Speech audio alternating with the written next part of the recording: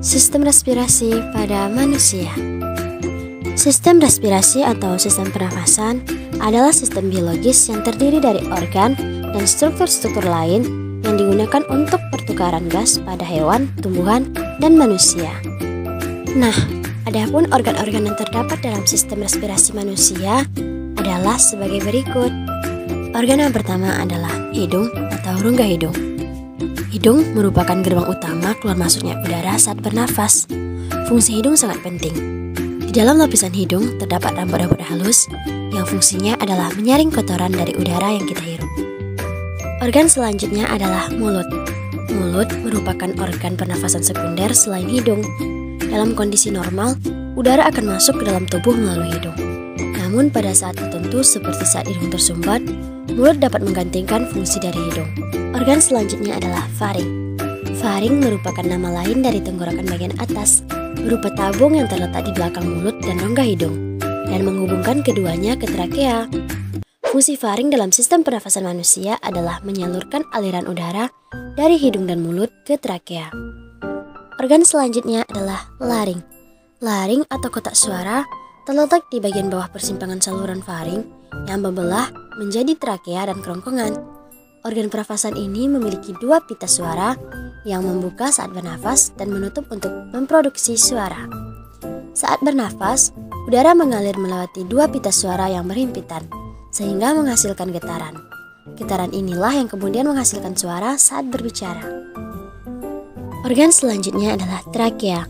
Fungsi trakea dalam sistem pernafasan cukup penting, yaitu mengalirkan udara dari dan menuju paru-paru.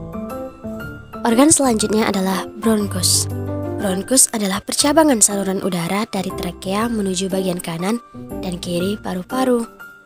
Fungsi dari bronkus ini sendiri adalah menghubungkan saluran pernafasan atas dengan paru-paru, memastikan suplai oksigen ke dalam tubuh, dan menghalau masuknya partikel asing ke dalam paru-paru. Organ selanjutnya adalah bronkiolus. Bronkiolus merupakan cabang dari bronkus yang berfungsi untuk menyalurkan udara dari bronkus ke alveolus. Bronkiolus juga berfungsi untuk mengontrol jumlah udara yang masuk dan keluar saat proses pernafasan berlangsung. Nah, selanjutnya adalah alveolus.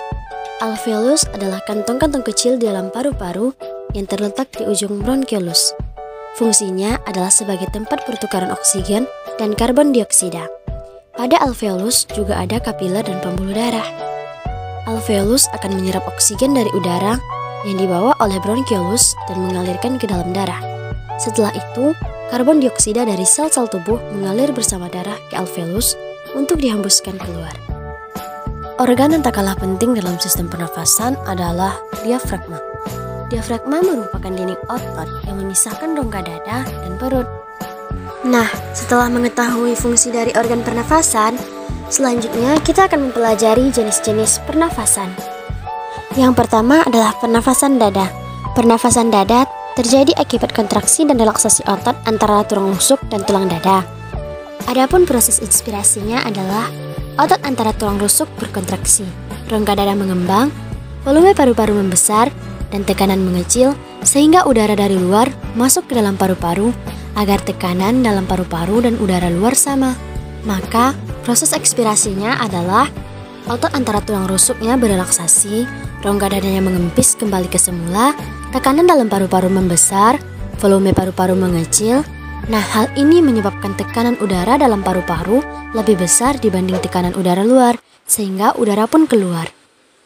Jenis pernafasan yang kedua adalah pernafasan perut. Terjadi akibat kontraksi dan relaksasi diafragma dan otot perut.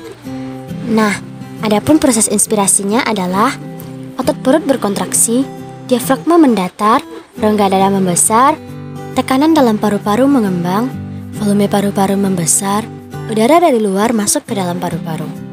Maka proses ekspirasinya adalah otot perut relaksasi, diafragma melengkung, rongga dada mengecil, paru-paru mengempis, tekanannya besar, volumenya mengecil, dan udara pun keluar. Oke, sekian dulu yang dapat saya sampaikan. Semoga bermanfaat.